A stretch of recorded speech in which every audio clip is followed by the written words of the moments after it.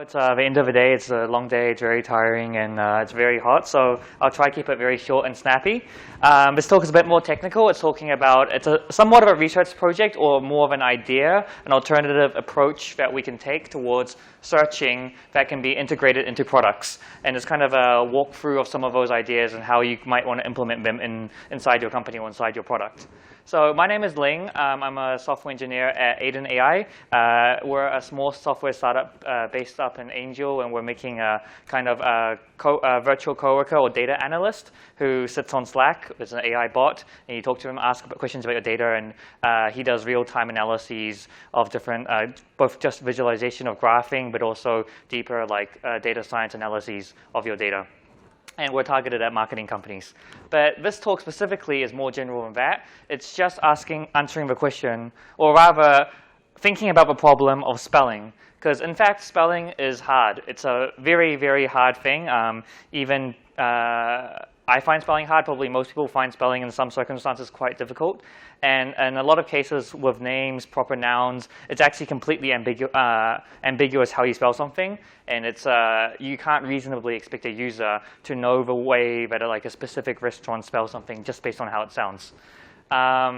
So why is this problem of spelling and fuzzy search important at all? Well, there's a lot of things here where we're looking at, I mean, how many of you have had this experience where your friend tells you, hey, meet me at this restaurant, and you're typing it into Yelp or Google Maps, and it just doesn't come up because you just got it wrong. Or you just met someone at a bar, and they tell you their name, and you just can't find it on Facebook because they have some variation of spelling it. Or same thing, if there's a song on Spotify that you heard about on the radio, and you want to look it up yourself, and you just can't write the artist's name correctly or the song's name correctly. So my point is that this problem comes up all the time in all sorts of products. If your product has search, you probably have some variation of this problem. And but I think a lot of companies, except maybe Google, don't really take it, don't really address it well enough or do enough to reduce this friction.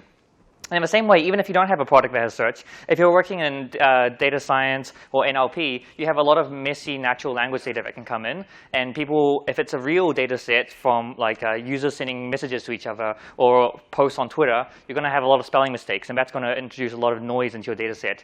So you can see there's a lot of different angles on why you might want to do fuzzy search or spell checking, which are kind of the same thing.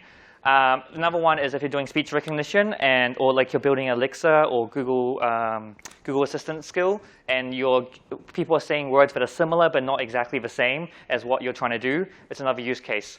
There's a really famous data set from quite a few years now back that was released by Google, which was saying how many ways do people spell Britney Spears? Do you have any guesses on just the name Britney Spears? How many? 10? Google says there's 593 common ways to spell Britney Spears. I did the same drill with McDonald's. That's a lot, right? Yeah, so you think it's really simple, but there's many, many ways that people uniquely, and this is only the top, the very common ones. They actually omitted many other ones because obviously if people spell it too differently, then even Google doesn't know you're trying to search for Britney Spears, so they can't match it up. But they at least are able to recognize 590 unique ways of spelling, which is very impressive for Google, in fact. So I did a very, very quick, I don't use the principles of beautiful or memorable charting, just GNU plot. But I took all that data and I said, OK, let's look at the distribution for each spelling variation, how often does it come up? Because they provided that kind of data. And over here, you can see it's a percentage scale, but it's actually a log scale. So after about the 10th variation, you've already captured 99% of all ways people spell it. And then there's a huge long tail of just people spelling it in very strange ways, but it's very rare.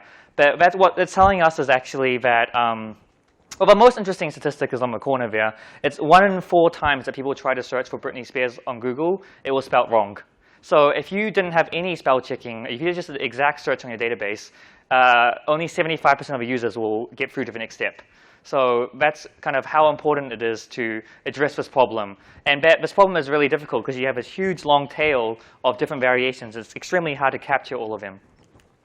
So then if you flip the question around the other way and you ask, how many of the top spelling variations do I have to recognize to successfully complete some percentage or recover from some percentage of errors?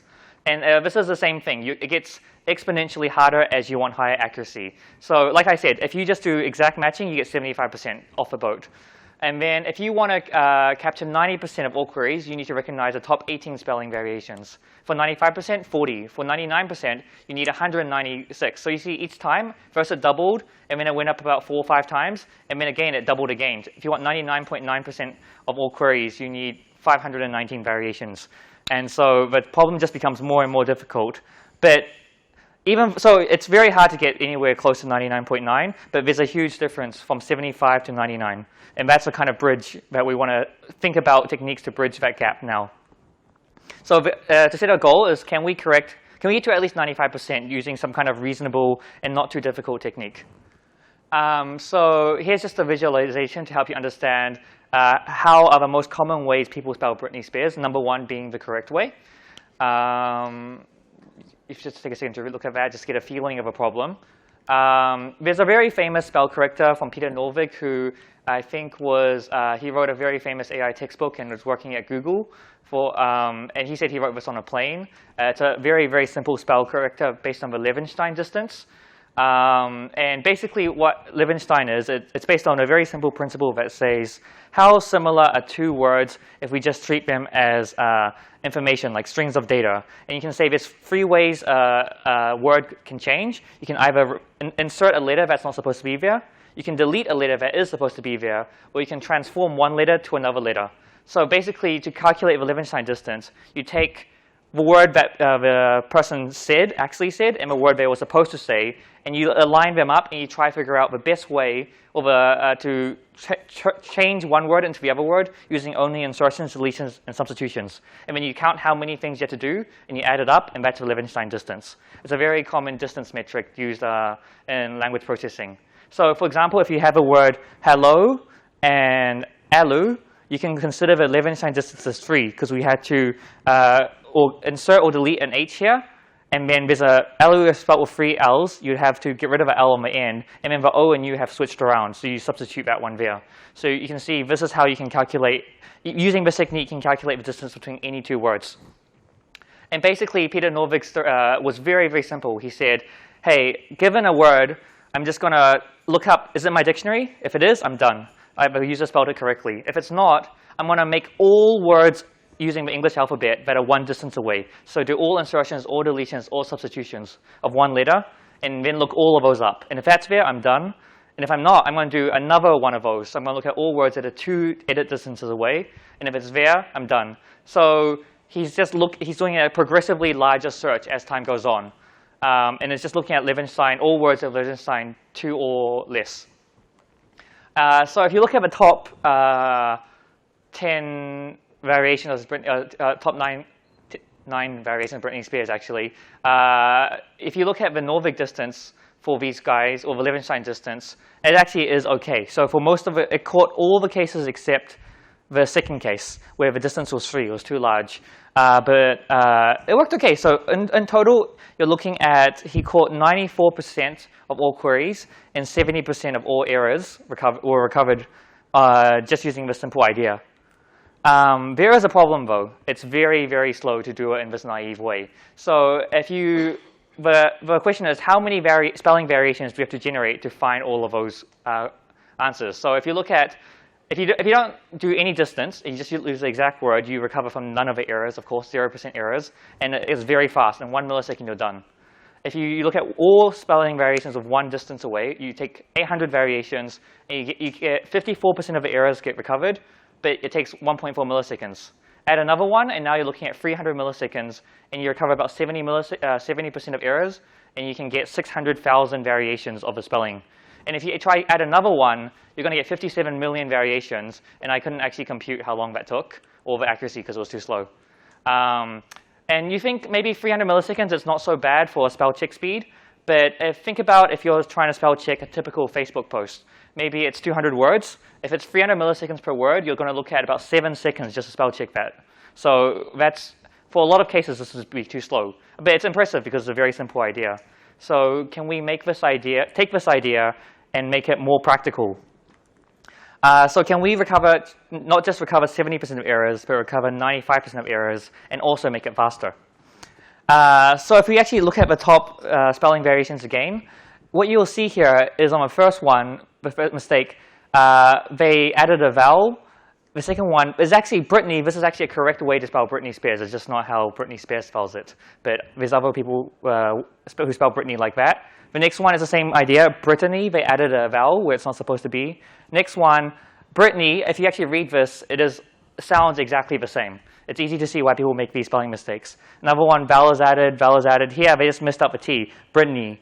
And then here, Brittany again. This one also is phonetically correct. So the point I'm trying to, oops, I knocked it away. 1 second.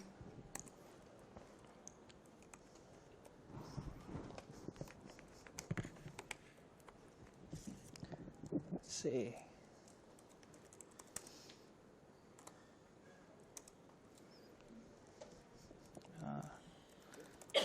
It's good? It's back? Okay, perfect.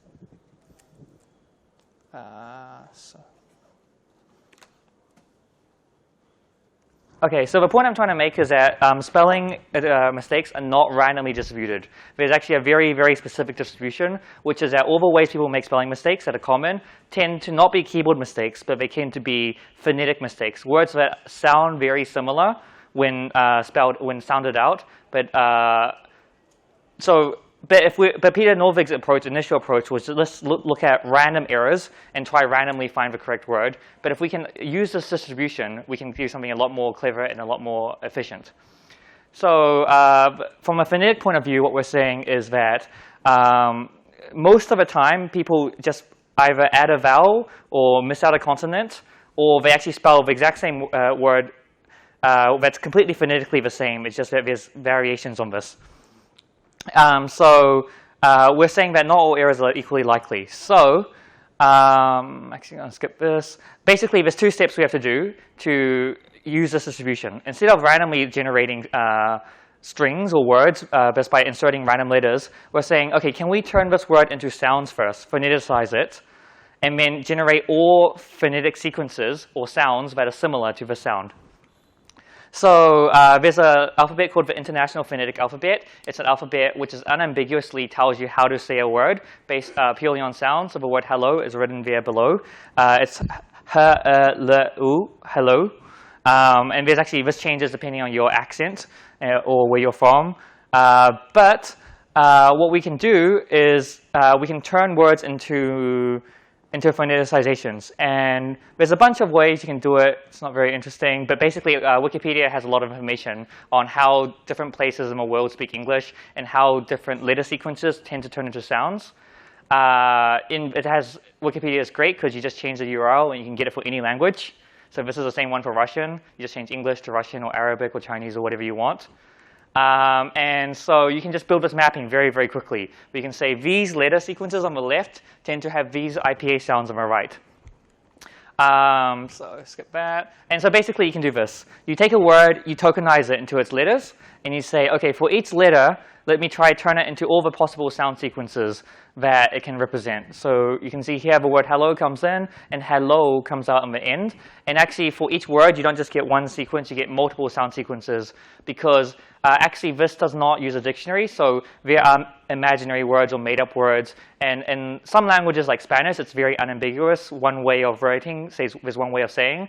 But in English, which is a mishmash of languages, every sequence of letters might have multiple valid ways to say it, especially if it's not a real word. So let's skip this part. And so basically, the goal is, OK, so now we've figured out how to turn a word into sounds. Can we figure out how to make other sounds that are similar to this one? We can do the same idea, which Peter Norvig said, do Levenshtein Distance, insert, delete, substitute random sounds. And there's actually a little optimization you can do here, which is you don't actually have to do insertions and substitutions. If you just delete things, and then on your query, you also just delete things, it's the same as having all 3 of them, because well, you already have deletion.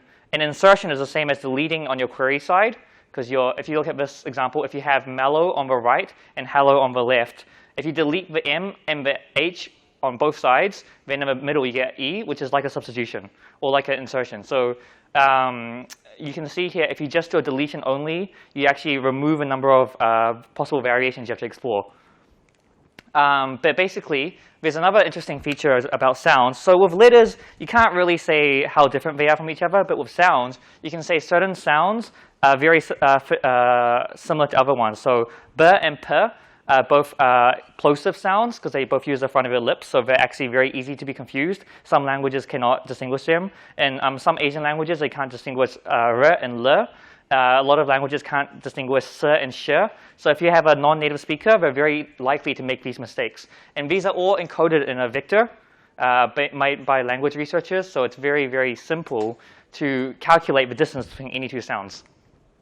So I have an open source library called PyPhone, which is in Python, that helps you manipulate all sorts of sounds. It can turn letters into IPA symbols. It can calculate the distance between any two sounds. You can see here this distance between R and E is very low, but the distance between N and R is very high. It's 1. And D and T, it's a very low because they're very similar sounds. And so it's a utility library. You can just pip install it. And it gives you a lot of, if you like to play around with this idea more, you can kind of go quite deep into it. It can give you the vectors for every sound. It can turn words into vectors. It can calculate the difference between two vectors, this kind of thing. But the problem is we still have the same problem as Peter Norvig's example, where even though we have better intuition, if we still search randomly around, we're going to generate too many variations, and it's going to be too slow. So now we have a better idea of how we can search, but we still need to make it faster. And there's a really interesting idea. Like I said, some sounds are more similar to others. So let's just say we don't care about the difference between b and p. We're just going to consider them as if they were one sound. And s and sh, we can just cluster the sounds together. Because we say if it's close enough, we're just going to think of them as one sound. So it's like a clustering algorithm. You have all the sounds in English, and you just say, I'm going to draw some groups. Luckily, in Python, you have all the data science is very, very easy. So you just import Scipy and just run cluster on the distances, and you get your nice clusters. It's, and this is also in the PyPhone library as well, by the way, so you can just import it and run it.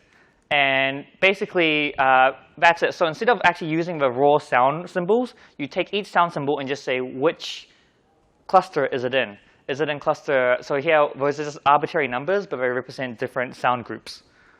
And this actually makes it a lot faster because what you're thinking about is you don't even need to do substitution anymore because you're saying similar sounds are already considered the same sound, so we don't need to look at edit between them at all.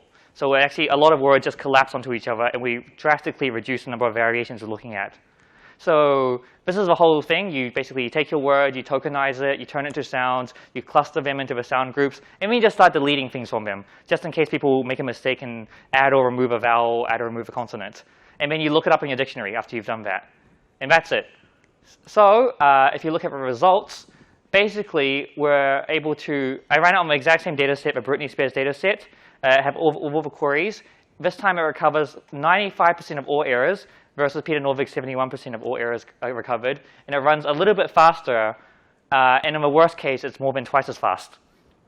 So you can see we have a significant increase in accuracy because we're relying on the distribution of real user errors. And it's also much faster because we're looking at much less examples. And there's a nice web demo. So here I have a quick demo of US cities.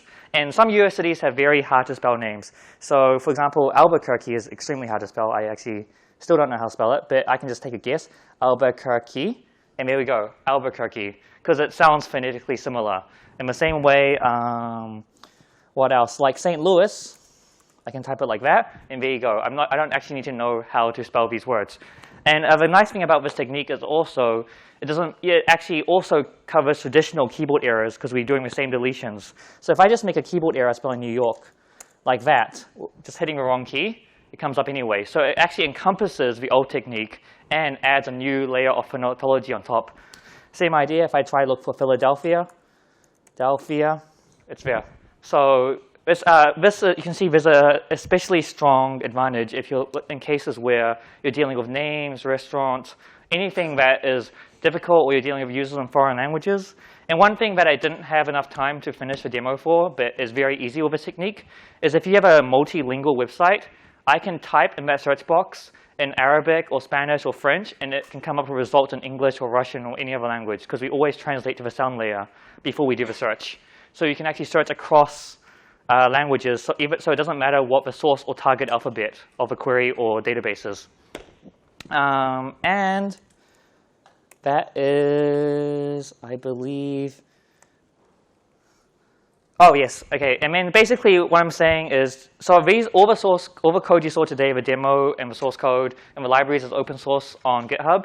You can look around in it, but it's really more of a research or an idea rather than something to use in production. Because if you want to scale this into a real system, you can look at those indexes that we generated. You can put them in Postgres. You can put them in Elasticsearch. You can kind of integrate it into any of your existing tooling. It's very easy. In fact, all the code for the demo was about 100, 200 lines of PyPhone in total. So it's actually a very simple process. And you can combine it with inside your NLP or data pipeline. And it's really meant to be combined into a production workflow, not used by itself. And so the caveats is it's just a proof of concept here. And it's only tested with one data set. And it's hard to get an absolute view on performance. Because you saw here, I showed you the recall performance, but not the precision. And that's because in a real use case, you're going to have context and like user preferences and all sorts of other stuff that will influence your precision. So it's very hard to say what that would be ahead of time. And the other last thing is, if you do want to use this, you'll get a good feeling on how difficult the English language is, because you'll be developing your phoneticization or your ability to translate words into sounds more and more, because there's always edge cases. There's always like loan words from strange languages that you'll find that they pronounce in a way that's totally unpredictable. So it is not hard, but you can get a lot of interesting results and gains from it. So in the end, basically, people are very bad at spelling, and their inability to spell, or all of our inability to spell, breaks our products frequently. And this is annoying, and we'd like to have people be very successful in using our products, like Google, very well, even if they just have a vague idea of what we're looking for. And if you're using phonetic techniques to do approximate search, you can save a lot of processing power, and also you can overcome a lot of interesting things like language barriers and sound differences in how people hear sounds. And so if you go to my GitHub, you can see all the projects there. And below you see there is the free links to the Phoneticization library and the searching library, and also the web demo if you want to run it yourself and have a bit of a play around. And that's it. Actually, sorry, I went a bit fast because it's very hot.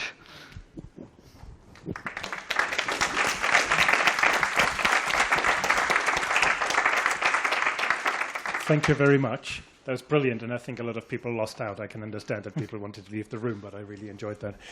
There's plenty of time for questions, if you're happy to take questions. Yeah, I just want to have to kind of get the chance to throw the microphone at them. So you choose, and I bring the mic. It's closer. No, that's not fair. Hi, thank you for your talk. I've got a first question. Within your talk, you were always pointing to the correctness. So how many failures has been corrected by your fuzzy search?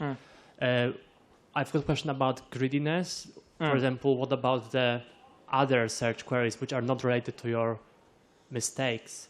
What if the fuzzy search fixed them instead?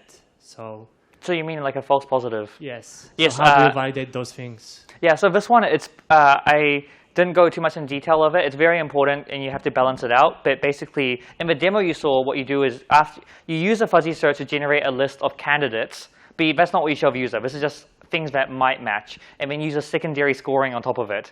So the secondary scoring in the web demo was just how similar are the strings using classic Levenshtein distance. But you can use all sorts of things. You can use a search rank result. You can use like how popular is this post. You can use like location to the user. So it really depends so much on context that it's I can't really systematically measure it. But yeah. Go on. I'm not entirely sure where the part where the keyboard typos are corrected comes from in the code. Like, does it come from this secondary measure, or from the list itself? Right. So one of the things we did was we said we're allowing one sound. We're matching things onto the exact same sound, but also we're allowing one sound different. And if you think about the translation, in almost all cases, if you have one keyboard error different, you're also going to have exactly one sound different. So the point I was just trying to make is you naturally get the keyboard correction without having to do additional work. Okay, because A little bit of it. You could also put a metric on keyboard, distance, Yes. and do grouping with this on top of. Yes, and actually a lot of people do this. So well, one of the more, so actually we have there's a version of this where you have a function that computes the edit distance for every pair of characters. But the only problem is you're really starting to trade complexity in terms of how much pre-processing you have to do and how much query time it takes. So it's a trade-off. But the majority of spelling mistakes tend to be phonetic is the point. And then also this one naturally captures within 1 or 2 keyboard errors. Yep. Oh, thanks very much. Some very impressive results there. One thing I don't quite understand, which is, so the step when you combine similar phonemes, Yes. I get why that's useful because it reduces the number of combinations you've got to go through and calculate. Yeah. Doesn't it introduce some genuine ambiguity about what was intended in the first place if you've got similar sounding words in the original language? So basically what we're looking at is it's a 2-stage problem. So first you need to generate the candidates that you're looking at, and then you have to score. So the clustering step is only used for generating all possible candidates that might be interesting. Because at least, if you're looking at a database of, say, 100,000 restaurants, once you do the candidate generation, you're going to get it down to 100. And at 100, it's OK to use an expensive algorithm to score them. And then at that point, we're not using the clusters anymore. We're using the exact characters. Yeah, so it's just basically reducing our search space. That's the idea. Yep. First of all, I want to say thank you. It was an amazing talk, really interesting. I'm